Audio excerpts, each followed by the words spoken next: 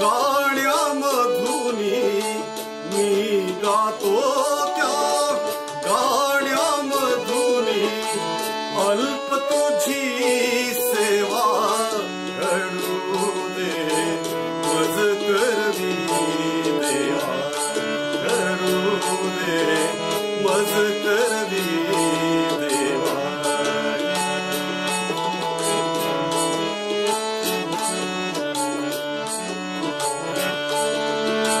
मधुर कंठ यातून रिझवते मधुर कंठ यातून रिझवते सप्तस्वरांच्या अविरत पंक्ती सप्तस्वरांच्या अविरत पंक्ती या कंठातून सूर तुझा रे या कंठातून सूर तुझा रे सदोदित यावा घडू दे मज करवी देवा घडू दे मज करवी देवा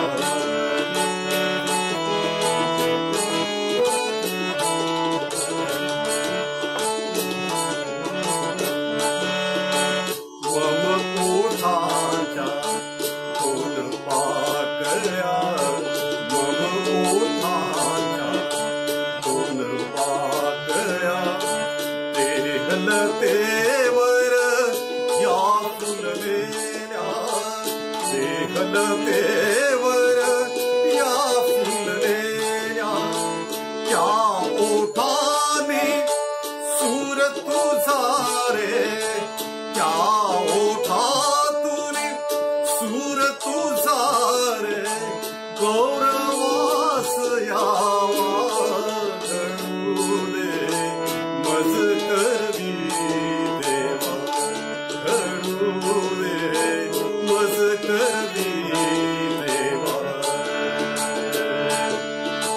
मी गातो त्या गाण्यामधुनी मी गातो त्या गाण्यामधुनी अल्प तुझी सेवा घडू दे मज करवी देवा घडू दे मज करवी देवा घडू दे मज करवी देवा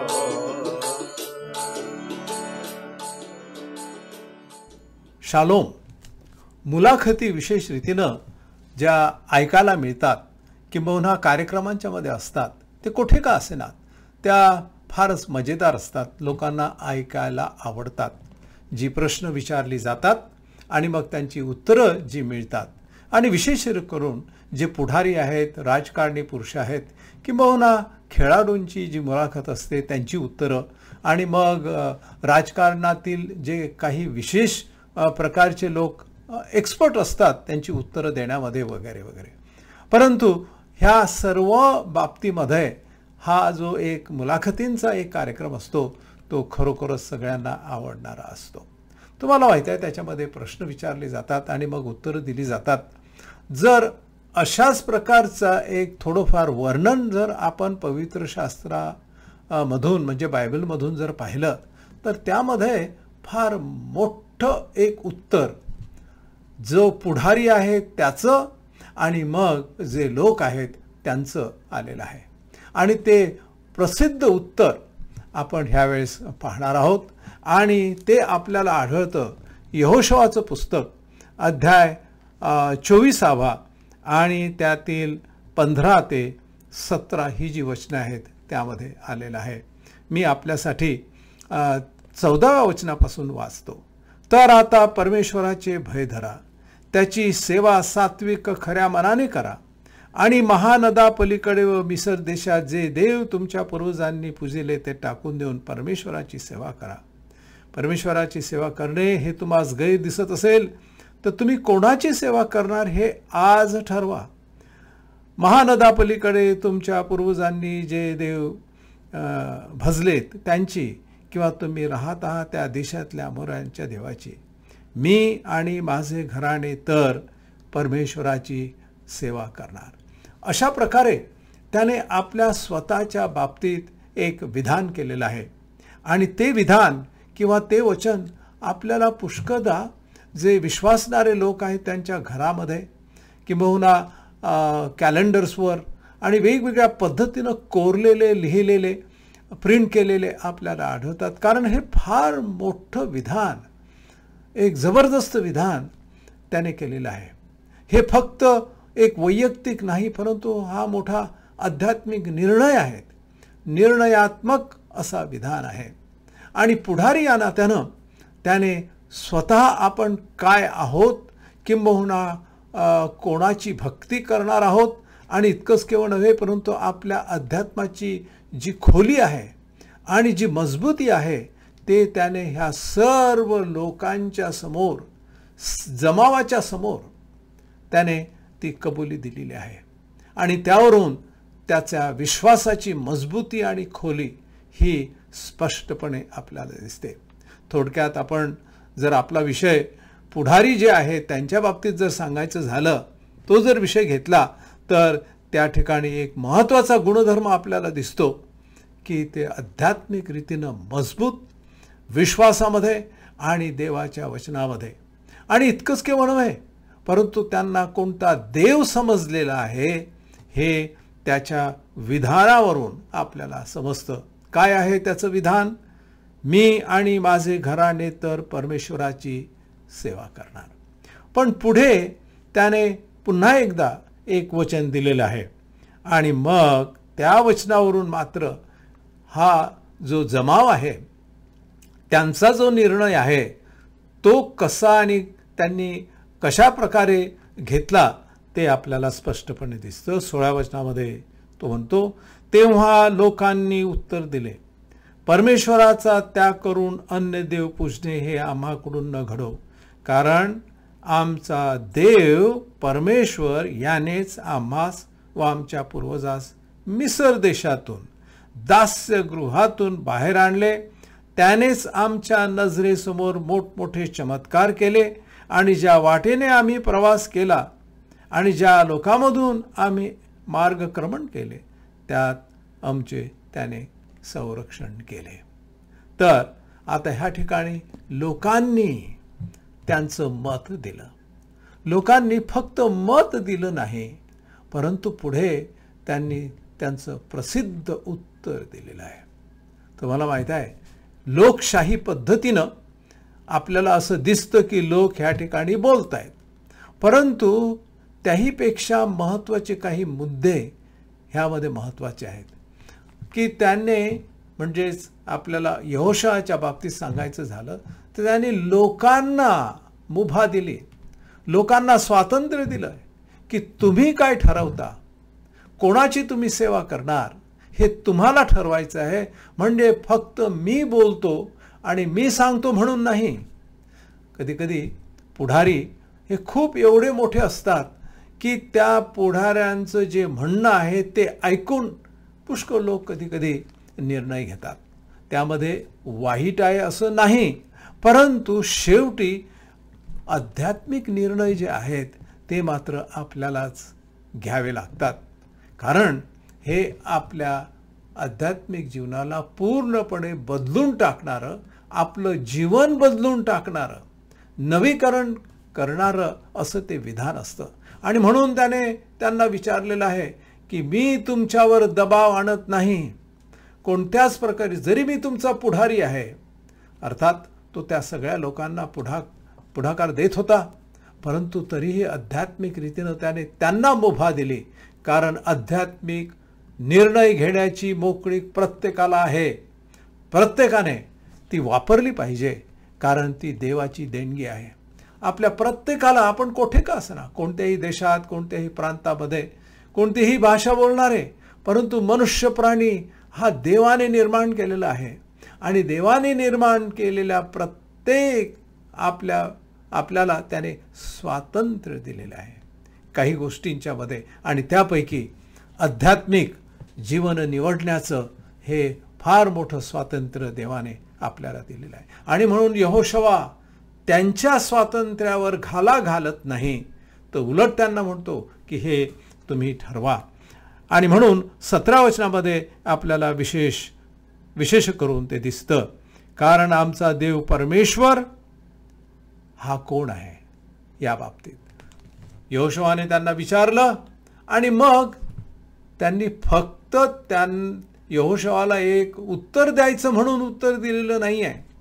त्याने त्या आपल्या स्वतःच्या उत्तराची कारणं काय आहेत ती सुद्धा ह्या ठिकाणी नमूद केलेली आहे, की आम्ही ह्या देवाची सेवा करणार. हो यहोशवा, तू ह्या देवाची, तू आणि तुझं घराणं सेवा करणार, आम्ही सुद्धा त्याच देवाची सेवा करणार. पण का? तू सांगतोस म्हणून नाही. आमच्याकडे कारणं आहेत, अनुभव आहेत, आणि ते फार महत्त्वाची कारणं 17 वचनापासून आहे. कारण आमचा देव परमेश्वर यानेच आम्हास व आमच्या पूर्वजास मिस्र देशातून बाहेर आणले. मिस्र देश त्या काळचा म्हणजे एका गुलामगिरीचं प्रतीक होतं, की ज्या देशाने त्यांना गुलामगिरीत ठेवलेलं होतं शेकडो वर्षे, आणि मग अशा त्या गुलामगिरीतून बाहेर निघण्याची कोणत्याच प्रकारे त्यांच्याकडे मुभा नव्हती. फारोचा काळ होता आणि त्याच्या हातामध्ये सत्ता होती, आणि सर्व प्रकारची सत्ता वापरून त्या लोकांना गुलामगिरीत, दारिद्र्यात त्याने ठेवलेलं होतं पिढ्यानुपिढ्या. आणि अशा वेळेस देवाने ह्या इस्रायल लोकांची प्रार्थना ऐकली, आणि मग त्या प्रार्थनेचं उत्तर म्हणजे ह्या लोकांना त्या दास्यामधून मुक्त केलं. तुम्हाला माहीत आहे, पुढे काही लोक आपल्याला हेही सांगतात की हे कशाचं प्रतीक आहे. दास्य म्हणजे आध्यात्मिक गुलामगिरीमध्ये, सैतानाच्या गुलामगिरीमध्ये मनुष्य प्राणी हा नेहमी सैतान ठेवतो. वेगवेगळ्या प्रकारच्या जे वाईट प्रकार आहे, वाईट सवयी आहेत, इतकं वाईट मार्ग आहेत, अनितीचे मार्ग आहेत, असत्याचे मार्ग आहेत, ह्यामध्ये मनुष्य इतका गरफटून जातो, बांधला जातो, तो दास्यामध्ये असतो. आज जर त्याचा अर्थ सांगायचा झाला तर अशा ह्या पापाच्या गुलामगिरीमधून सुटणं हे जवळजवळ अशक्य आहे. आणि मग त्याचा आध्यात्मिक अर्थ असा आहे की ह्या देवाने, प्रभू येशू ख्रिस्ताच्या द्वारे आपण त्याच्यावर विश्वास ठेवून त्याच्या कृपेनं आणि दयेनं तो आपल्याला मुक्त करतो. आणि म्हणून त्याचा अर्थ आजही तेवढाच महत्त्वाचा आणि तेवढाच लागू आहे. म्हणून 17 वचन, कारण माहीत पाहिजेत. हो, ह्या प्रभू येशू ख्रिस्तावर आपण विश्वास ठेवणारे आहात, तर मग काय कारण आहेत, कोणते अनुभव आहेत. ह्या त्या काळामध्ये म्हणजे यहोशवाच्या काळामध्ये त्यांनी आपली कारण मीमांसा सांगितले. पुढे त्यांनी सांगितलेलं आहे की त्या दास्यातून आम्हास मुक्त केलं, दास्यगृहातून बाहेर आणलं, मुक्त केलं आणि फक्त तिथंच ठेवलं आणि राहू दिलं. कदाचित जर त्याच ठिकाणी आपण राहिलो तर अजूनही गुलामगिरीत ते राहिले असते. त्याने उलट बाहेर आणलं. नवलाची गोष्ट आहे, प्रभू येशू ख्रिस्त तुम्हाला आणि मला ह्या पापाच्या दास्यातून मुक्त करतो. तो पूर्णपणे बाहेर काढतो आपल्या सगळ्यांना. आणि तो महत्त्वाचा भाग ह्या ठिकाणी फारच आपल्या सगळ्यांच्यासाठी आज सुद्धा तो पूरक आहे. आणि इतकंच केवळ नव्हे, परंतु आपल्यासाठी तो महत्त्वाचा आहे. आणि म्हणून ह्या ठिकाणी दास्यगृहातून बाहेर आणले. पुढे अजून एक कारण त्यांनी दिलं, त्यानेच आमच्या नजरेसमोर मोठमोठे चमत्कार केले. मोठमोठे चमत्कार अर्थात इस्रायल लोकांच्या प्रवासामध्ये मोठमोठे चमत्कार केलेले आहेत. आपण आपल्यापैकी काहींनी 10 कमांडमेंट्स हा चित्रपट पाहिला असेल, आणि त्याच्यामध्ये वेगवेगळ्या प्रकारचे चमत्कार आहेत. सर्वात मोठा चमत्कार म्हणजे तो समुद्र जो आहे, तो समुद्र दुभांगणे.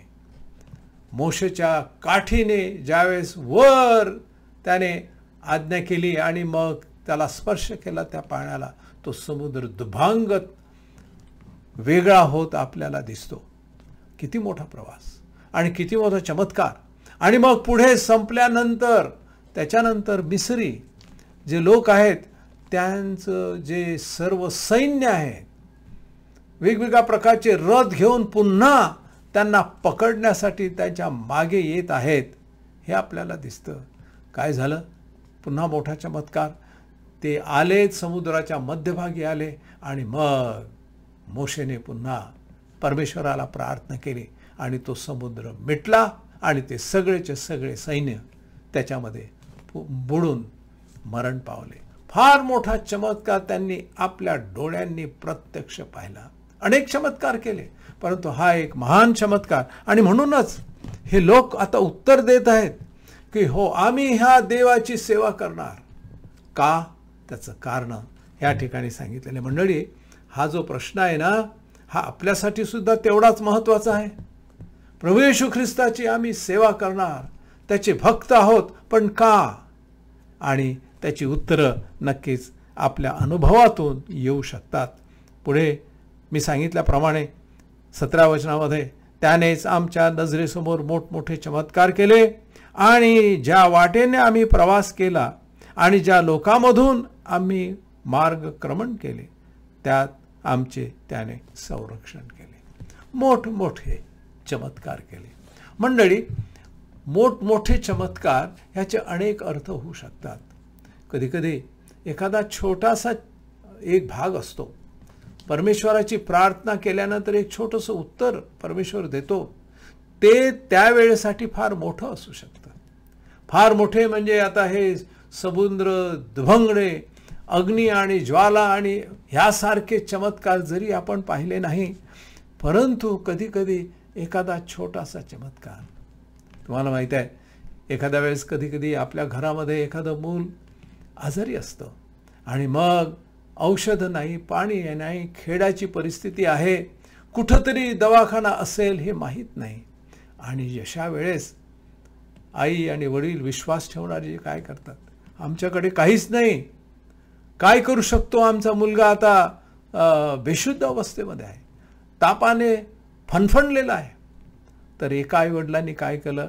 घरात जे छोट्याशा कुपीमध्ये थोडंसं तेल होतं, ते तेल घातलं, त्या बाळाच्या कपाळावर लावलं आणि नवरा बायकोंनी गुडघे टेकून त्याच्यासाठी प्रार्थना केली की देवा, आमच्याकडे काही नाही आहे, हा तू दिलेला आहे, तुझ्या नावात तेल त्याला लावून त्यांनी प्रार्थना केली. तुम्हाला माहीत आहे, परमेश्वराने त्या प्रार्थनेचं उत्तर दिलं.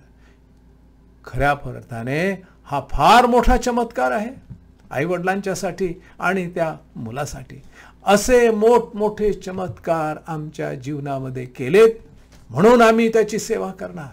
मंडळी, आपल्या जीवनामध्ये छोटे असतील, पण ते आपल्यासाठी त्या परिस्थितीनुसार फार मोठे चमत्कार आहेत. म्हणून ते म्हणतायत की आम्ही त्याची सेवा करणार. पुढे अजून एक वाक्य आहे त्याच्यामध्ये, ज्या लोकांमधून आम्ही मार्गक्रमण केले त्यात आमचे त्याने रक्षण केले. फार महत्त्वाचं वाक्य आहे. ज्या लोकांच्या मधून ते वावरत होते, चालत होते, प्रवास करत होते, अनोळखी होते आणि इतकंच केवळ नव्हे, कदाचित ते त्यांना विरोध करणारे होते, त्यांना मारणारे होते, त्यांचे जणू काय शत्रू असल्या प्रकारचे होते त्या प्रवासामध्ये. अशा वेळेस ते म्हणतात की देवानेच आमचं संरक्षण केलं, आमच्याकडे काहीही संरक्षण करण्यासाठी नव्हतं. मंडळी, आपल्या जगामध्ये, ऑफिसमध्ये, कधीकधी जिथं आपण कामं करतो त्या ठिकाणी, विद्यार्थी दशेमध्ये, कॉलेजच्या कॅम्पसवर आपल्याला माहीत नाही कधीकधी की कशा प्रकारे आपल्यासमोर कोणत्या प्रकारचे लोक आहेत. कधीकधी आपल्या शेजारी पाजाऱ्यामध्ये आपल्याला माहीत नसतं की कोण शत्रू आहेत आणि कोण मित्र आहेत. आणि ह्या जगामध्ये नक्कीच आपल्याला माहीत नाही की खरोखरच कोण मित्र आहे. अशा वेळेला खरा संरक्षक ह्या लोकांनी सांगितलं की आमचा देव होता. अनोळखी गावामध्ये, अनोळखी रस्त्याने आणि अनोळखी परिस्थितीमध्ये आम्ही जात आहोत आणि ह्या अशा परिस्थितीमध्ये लोकांच्या पासून सुद्धा त्याने आमचं संरक्षण केलेलं आहे. मला असं वाटतं की हे सगळे अनुभव काय सांगतायत? हे सांगतायत की त्यांनी जे ठरवलेलं आहे, स्वतःच्या अनुभवात हे सगळं आल्यामुळे ते म्हणतायत की आम्ही ह्या देवाची सेवा करणार. 18 वचनामध्ये, आणि या देशात राहणारे अबोरी वगैरे सर्व लोकांस त्याने आमच्या पुढून घालून दिले. आम्ही परमेश्वराची सेवा करणार. आणि अजून एक कारण सांगितलेलं आहे ह्या 18व्या वचनामध्ये, आणि ते फार महत्त्वाचं आहे. ते सोडता कामा नये, ते विसरता कामा नये. आणि ते कारण ह्या ठिकाणी असं म्हटलेलं आहे 18व्या वचनामध्ये, शेवटचा भाग, कारण तोच आमचा देव आहे. कारण तोच आमचा देव आहे. तुम्हाला माहित आहे, हे फार फार मोठं कारण. ह्या सर्व कारणांच्या मध्ये सर्वात मोठं कारण त्यांनी या ठिकाणी सांगितलेलं आहे. म्हणजे हा जो देव आहे, हा आम्ही कल्पनेने वापरलेला नाही आहे, कल्पना करून ठरवलेला नाही आहे, परंतु हा देव आहे. हा जिवंत देव आहे, चमत्कार करणारा देव आहे. आमच्या जीवनात तो आहे. आमच्या जीवनातली जी परिस्थिती आहे, सुखदुःख आहेत, अडीअडचणी आहेत, शत्रू आहेत, ह्या सगळ्या परिस्थितीत जो जिवंत देव आमच्या पाठीशी होता, आमच्या पुढे होता, आमच्या बाजूने चालला, आमच्या संगती होता, तो आमचा देव आहे. मंडळी, फार मोठं असं कारण ह्या ठिकाणी ते सांगतायत. म्हणजे आपल्याला ह्याची पूर्ण कल्पना असायला पाहिजे की हा देव कोण आहे आणि हा देव कसा आहे. त्यांना पूर्ण कल्पना होती की हा देव कोण आहे, कसा आहे, कसा त्याने आमच्या जीवनामध्ये आमच्या बरोबर प्रवास केलेला आहे. सर्वात महत्त्वाचं कारण ते म्हणतायत की कारण हा आमचा देव आहे. हा कल्पनाने आम्ही तयार केलेला नाही आहे. हे सगळे अनुभव आहेत, हो, परंतु सर्वात मोठं कारण आहे की तो देव आहे, तो आमचा देव आहे. एखाद्या देवाच्या बाबतीत फक्त माहिती असून चालत नाही, किंबहुना एखादा चमत्कार पाहिला म्हणूनही नाही, परंतु सर्वात मोठं कारण म्हणजे तो देव आहे, तो जिवंत आणि खरा देव आहे, हे मनापासून स्वीकारणं आणि ते आपल्या जीवनामध्ये आणि मनामध्ये, अंतःकरणामध्ये रुजवणं, ह्याला म्हटलेलं आहे ते खरं उत्तर, की तोच आमचा देव आहे. तुम्हाला माहीत आहे की नवीन करारामध्ये अशाच प्रकारची उत्तरं संत पौलाने दिलेली आहे. तुम्हाला माहीत आहे की संत पौलाने काय सांगितलेलं आहे की प्रभू येशू ख्रिस्ताला त्याने स्वीकारलं, ऐकलं होतं आणि त्याने वेगवेगळ्या प्रकारचे वाचनही केलेलं असावं वगैरे वगैरे, परंतु सर्वात महत्त्वाची गोष्ट म्हणजे त्याला हा ख्रिस्त उमजला आणि त्याने त्याचा ख्रिस्ताचा स्वीकार केला. ह्या ठिकाणी पुढे अजून एक गोष्ट आहे. प्रभू येशू ख्रिस्ताच्या शिष्यांना मत्तई शुभवर्तमान 16 अध्याय 13 ते 16 वचनांच्या मध्ये एक प्रश्न प्रभू येशू ख्रिस्तांनी त्याच्या शिष्यांना विचारला की मनुष्याच्या पुत्राला कोण म्हणून म्हणतात? लोक काय बोलतात? मनुष्याच्या पुत्राला म्हणजे प्रभू येशू ख्रिस्तांना काय म्हणून म्हणतात? आणि अर्थात कोणी एलिया म्हणतात, कोणी यिर्मया म्हणतात, कोणी एखादा संदेष्टा आहे बा हा म्हणतात. आणि असे लोकांची मतं प्रभू येशू ख्रिस्तांच्या बाबतीत त्या काळात सुद्धा होती. कोणी चांगला शिक्षक आहे म्हणून म्हणाले, कोणी कदाचित साधू संत आहेत म्हणाले, किंबहुना हो अशा आहेत पुष्कळ लोक प्रभू येशू ख्रिस्तांच्या सारखे, म्हणजे संदेष्टांच्या सारखे. मग शेवटी एक प्रश्न विचारला शिष्यांना प्रभू येशू ख्रिस्ताने, आणि तो प्रश्न असा आहे, पण तुम्ही मला कोण म्हणून म्हणता? पुन्हा एकदा ह्या ठिकाणी जवळजवळ तसल्याच प्रकारचं एक प्रश्न आहे की तुम्ही काय बोलताय? मी सांगतो म्हणून नव्हे किंवा लोक बोलतात म्हणून नव्हे, परंतु तुमचं स्वतःचं मनापासूनचं मत काय आहे? आणि मग आपल्याला असं दिसतं की संत पेत्राने एक उत्तर दिलेलं आहे. आणि ते उत्तर फार प्रसिद्ध आहे. आणि त्याने म्हटलं प्रभू येशू ख्रिस्तांना, आपण ख्रिस्त जिवंत देवाचे पुत्र आहात. तुम्ही काय म्हणून म्हणता प्रभू येशू ख्रिस्ताला? पुष्कळ लोक काहीही म्हणत असतील, कोणतेही त्यांचं उत्तर असेल, परंतु तुमचं, शिष्यांनो, तुमचं उत्तर मला सांगा. अनेक लोक काहीही म्हणतात, म्हणू द्या, पण मला तुमचं उत्तर पाहिजे. काय तुम्ही मला म्हणता? काय तुम्ही मला ओळखता? मला ओळखलं का? आणि संत पेत्राने म्हटलेलं आहे की आपण ख्रिस्त जिवंत देवाचे पुत्र आहात. आणि मला असं वाटतं की त्या उत्तरामध्ये संत पेत्राने आणि शिष्यांनी आपलं आध्यात्मिक जे जीवन आहे त्याची सुरुवात कशी झाली ते स्पष्ट केलेलं आहे. मंडळी, आपण काय उत्तर देतो आध्यात्मिक रीतीनं ते आपलं जीवन तर बदलूनच टाकतं, परंतु आपल्या घराण्याचं, आपल्या कुटुंबाचं, कायमचं आपलं जीवनच बदलून टाकणार आहे. तर तुम्ही लोक, यहोशुआ म्हणतो, तुम्ही काय बोलताय? प्रभू येशू ख्रिस्त शिष्यांना म्हणतात की तुम्ही काय म्हणतायत? कारण ह्या उत्तराने आपलं आध्यात्मिक जीवन पूर्णपणे उजळून जाईल, प्रकाशित होईल, बदलून जाईल आणि इतरांना आपण तो प्रकाश देत राहू. चला या, आपणही आपलं उत्तर ख्रिस्तासाठी काय आहे त्याची तयारी ठेवू आणि सांगू की ख्रिस्ता, तू आमचा तारणार आहे. प्रार्थना करूया. आमच्या पवित्र देवा, पुन्हा एकदा आम्ही मनापासून तुझे उपकार मानतो. प्रभू येशू ख्रिस्ताच्या नावात आम्ही तुझ्याकडे येत आहोत. प्रिय प्रभू, तू आमचा तारक आहेस, उद्धारक आहेस आणि तू आमचा देव आहेस. प्रार्थना करतो प्रिय प्रभू की आमच्या जीवनाचा आणि ह्या उत्तराचा तू उपयोग करून घे. आता देवजो बाप ह्याची प्रीती, देवजो पुत्र ह्याची कृपा आणि देवजो पवित्र आत्मा ह्याची सहभागिता आपणा सर्वाबरोबर आता आणि सदा सर्व काळ असो. आमेन. आमेन.